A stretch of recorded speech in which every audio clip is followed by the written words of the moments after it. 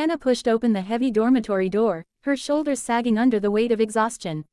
It was just after midnight, and the hallways of the residence building were silent, save for the faint hum of fluorescent lights. Most students were either asleep or buried in textbooks at the library, but Hannah had spent the entire evening shelving books for her work-study shift. Her legs ached, her back protested, and all she wanted was to sink into her bed without another thought. The corridor leading to her room stretched long and unusually dark. The motion sensor lights flickered as she passed, leaving patches of shadow that seemed to stretch a little too far. Hannah muttered under her breath about the faulty bulbs, her voice bouncing back faintly from the walls. She reached the very last door, the one tucked into the corner where the light always seemed weakest, and fiddled with the stubborn lock. "Come on," she whispered, jiggling the key. With a final twist, the lock gave way, and the door creaked open into her small dorm room. She didn't bother with the switch. The dim glow from the desk lamp left on earlier was enough. Kicking off her shoes, she let her backpack slide to the floor, and threw herself onto the bed. The mattress felt stiff but inviting, cool against her cheek. She breathed out heavily, already halfway to sleep. Her hand slipped under her pillow, reaching automatically for the phone charger she always kept there. But instead of the familiar plastic cord, her fingers brushed something unexpected, thin, stiff, and folded. A piece of paper. Frowning, Hannah pulled it out and sat up. She unfolded it slowly, squinting in the lamplight. The handwriting was messy, hurried, the ink smudged. It read, "Aren't you glad you didn't check under the bed?" Her heart skipped. The words clawed at her brain, at once confusing and chilling. She read them again, slower this time, hoping they would make more sense. But they didn't. Her roommate, Sarah, was away visiting family for the weekend. Nobody else had access to their room. At least, nobody was supposed to.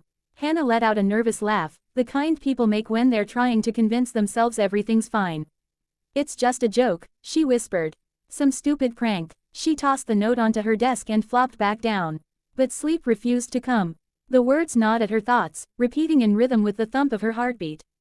Under the bed, her gaze drifted to the narrow gap beneath her mattress. Darkness pooled there, thick and impenetrable. For a moment, she thought she saw movement, shadows shifting against shadows. She blinked hard. Dust, boxes, maybe the air from the drafty window stirring something. That was all, but her body was tense now, every muscle coiled, waiting. Hannah swallowed hard and grabbed her phone. Her thumb hovered over the flashlight app. She told herself she was being silly, childish even. Still, with her pulse drumming in her ears, she leaned over the edge of the mattress and flicked the light on. The beam cut through the dark, illuminating nothing more sinister than storage bins, a stray shoe, and dust. Relief surged through her chest, shaky and hollow. "See, nothing. You're fine." She switched off the light, dropped her phone onto the nightstand, and pulled the blanket tightly around her. Yet even with her eyes closed, her ears stayed alert. Every creak of the old dorm seemed louder. Every gust of wind through the window curtain sounded too much like a breath. Then, a sound, soft, deliberate, like fabric sliding across the floor. Her eyes snapped open. She froze, straining to listen. Silence. She tried to convince herself it was just the building settling. But then it came again. A slow drag. Her chest, constricted, panic clamped down, icy and suffocating. She fumbled for her phone, hands trembling, and dialed the campus security number. When the guard arrived 10 minutes later, Hannah's nerves were frayed raw. She thrust the note into his hands, voice shaky as she explained. His brow furrowed, but he tried to keep his tone calm, reassuring. "Probably just a prank, miss. Happens more often than you'd think. Still, I'll take a look." He crouched down, lifting the edge of her blanket to shine his flashlight under the bed. His expression changed instantly. The casual smirk fell away, replaced by rigid focus. "Miss, step outside. Now." Hannah's stomach lurched. "What is it? Just move, slowly." His voice was sharp now, his body blocking her view. Her knees trembled as she slid off the bed, backing toward the open door. Her breath hitched as the guard barked into his radio for backup, baton gripped tightly in his other hand. Then Hannah saw it, the faint shimmer of metal reflecting the flashlight, the pale glint of eyes in the dark.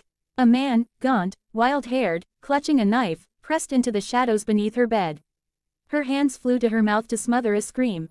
The intruder shifted, his dirty fingernails scraping against the floor as he tightened his grip on the blade. Within minutes, more guards arrived, dragging the man out kicking and snarling.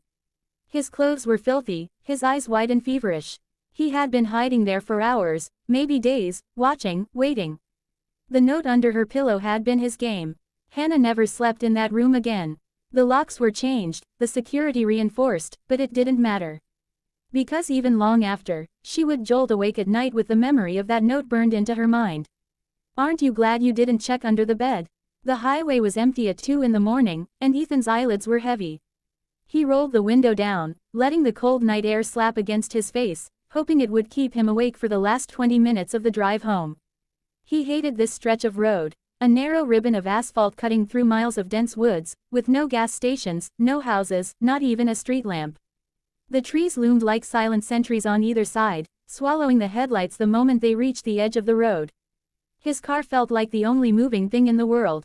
Just a few more miles, Ethan muttered, adjusting his grip on the steering wheel. Out of habit, his eyes flicked up to the rearview mirror. And his blood ran cold. A face stared back at him from the backseat. It was pale, almost colorless, the features blurred but human.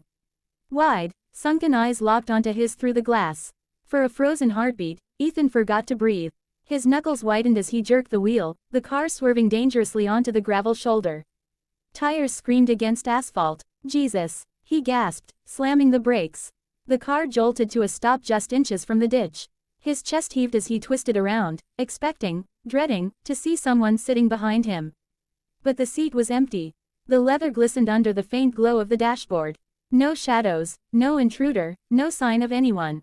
His breath came fast and shallow. He wiped a trembling hand across his mouth and laughed weakly, though the sound was hollow. Just tired, he whispered. You're imagining things. You need sleep. He turned the car back onto the road, forcing himself to focus on the lines painted ahead. The steady rhythm of tires against pavement steadied him, until instinct betrayed him again. His eyes darted to the mirror. The face was back. This time it was clearer. A woman, her skin unnaturally white, her lips drawn tight as though she was trying not to scream. Her hair clung in wet strands across her cheeks, and her hollow eyes bore into him with a lifeless stare. Ethan's throat locked. He swerved again, the car fishtailing before screeching to another stop. His heart hammered against his ribs, painful in its frantic rhythm. No, no, no, he muttered, hands shaking as he clutched the wheel. He forced himself to look again. The seat was empty, but he knew what he'd seen. He fumbled for his phone on the passenger seat, his thumb trembling as he called 911. The dispatcher's calm voice grounded him as he stammered through the story, how he'd seen someone, how she kept disappearing. The woman on the line spoke gently, urging him to pull over somewhere safe until help arrived. The nearest gas station appeared like a miracle 10 minutes later. He pulled beneath its harsh fluorescent lights, the buzzing signs making the silence less suffocating. He refused to look at the mirror again, afraid of what might be there. When the police arrived, 2 officers searched his car thoroughly. They opened every door, shone flashlights under the seats, even checked the trunk. Nothing. One of them asked about his shift hours, his sleep schedule. When Ethan admitted he'd worked 12 straight hours, they exchanged a look. Exhaustion, one officer said kindly. It plays tricks on your mind. Get some rest. Ethan nodded, embarrassed but not convinced. He drove home with every interior light blazing, gripping the wheel so tightly his fingers hurt. He made it through the rest of the drive without incident. But that night, he dreamed of her. The pale woman sat silently in the backseat, her head tilted slightly, eyes locked onto his reflection in the mirror. In the dream, he couldn't turn around, couldn't scream, couldn't move. All he could do was stare back at her. He woke drenched in sweat, the image seared into his mind. The next morning, Ethan remembered his dashcam. His stomach twisted as he pulled the memory card and loaded the footage onto his laptop. Hours of dull road sped past until he reached the point where his car swerved violently. And then he froze. Frame by frame, he saw himself gripping the wheel, panic etched across his face. But behind him, clear as daylight, sat the woman. Her wet hair hung in clumps, her skin pale as bone. She wasn't just a blur, she was detailed, defined, real. As Ethan's car lurched to the side of the road, she leaned forward slightly, her eyes flicking directly to the dashcam lens. And then, impossibly, her lips curled into the faintest smile. Ethan slammed the laptop shut, his breath ragged, his skin clammy. He couldn't explain it, didn't want to, but deep down, he knew it wasn't exhaustion, wasn't a trick of the light. She had been there, and sometimes, when he had no choice but to drive the lonely stretch of road again, he swore he felt the air shift behind him. He tried not to look. But instinct always won. His eyes flicked to the mirror. And sometimes, just for a second, he caught a pale face staring back. The rain came down in sheets that Friday night, blurring the windshield and muffling the GPS voice on Jason's phone. He cursed under his breath as he squinted at the glowing screen mounted on the dash. He was running late, his delivery shift had already dragged on longer than expected, and the last thing he wanted was to miss a drop-off. Final order of the night, he muttered, forcing a smile.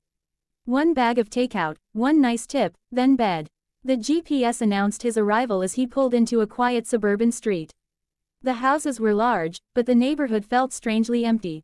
No cars in the driveways, no lights in the windows, except for one house at the very end of the block. Its porch light glowed warmly, and through the front window he could see the flicker of movement. That had to be it. Jason jogged through the downpour, clutching the bag of food close to keep it dry. The front door creaked open before he even had a chance to knock. A woman stood there, smiling. "You made it. Thank you." Behind her, the living room glowed with golden lamplight. A man and two children sat on a couch, waving cheerfully at him. The smell of the food mixed with the faint aroma of something sweet baking in the kitchen. It was the picture of home, warmth, and comfort. Jason relaxed. "No problem. Long night." The woman reached out, taking the bag. "We appreciate it," she said softly. Her smile was warm but strained. He couldn't put his finger on it, but her eyes looked tired. "Have a good night," Jason said, stepping back into the rain. The door closed behind him with a soft click. Back in the car, Jason marked the order as delivered. His phone pinged almost immediately, a new message from his manager. "Where are you? Customer still waiting." Jason frowned. He typed back quickly. "Just dropped it off at the address." A moment later, his manager called, voice sharp. "No, you didn't. The customer just called me. They're furious. They said they never got their order."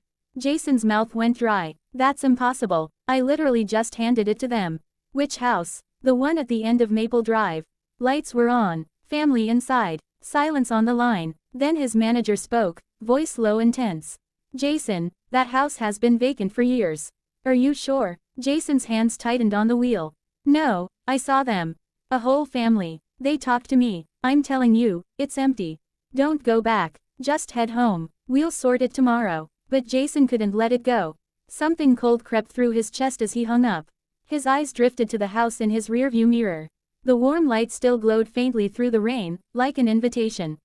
He had to prove he wasn't crazy. Turning the car around, he drove back. The street was darker now, emptier. As he pulled up in front of the house, his stomach clenched. The porch light was off. The windows were black. He sat frozen, staring at the house. Water streaked the glass, but he could see enough. Boards nailed across the windows, the paint peeling, the front door sagging on its hinges. No glow, no family, no warmth.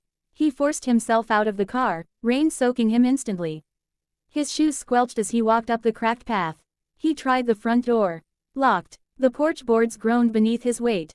But when he pressed his ear to the door, he swore he heard something inside. A faint sound, muffled, like children laughing. His breath hitched. "Hello." His voice cracked. "Anyone in there?" The laughter stopped. Jason stumbled back, heart racing. The house loomed over him, silent and dead. He turned to run, but his phone buzzed in his pocket. A new text from an unknown number. "Thanks for the food." His skin prickled as he stared at the message, rain dripping down the screen. The little typing bubble appeared. "Come inside. Stay for dessert." Jason's breath caught in his throat. Slowly, against every instinct screaming at him to leave, he lifted his eyes back to the house. The porch light had flickered on. And in the upstairs window, barely visible through the rain, stood the pale outline of a woman. She was smiling, holding a bag of takeout in her hand. Jason ran to his car, fumbling with the door handle, hands slipping in the rain. As he yanked it open, the screen of his phone lit again with one final message. "Next time, don't leave so soon." He sped away without looking back, tires hissing against the wet road. But in his mirror, for just a second, he thought he saw the glow of the porch light behind him, and a figure standing where his car had just been. Jason quit delivery work the next morning. No paycheck was worth the risk of another close call. But sometimes, on stormy nights when he drove through unfamiliar neighborhoods, his phone would buzz with messages from numbers he didn't know. "We're waiting.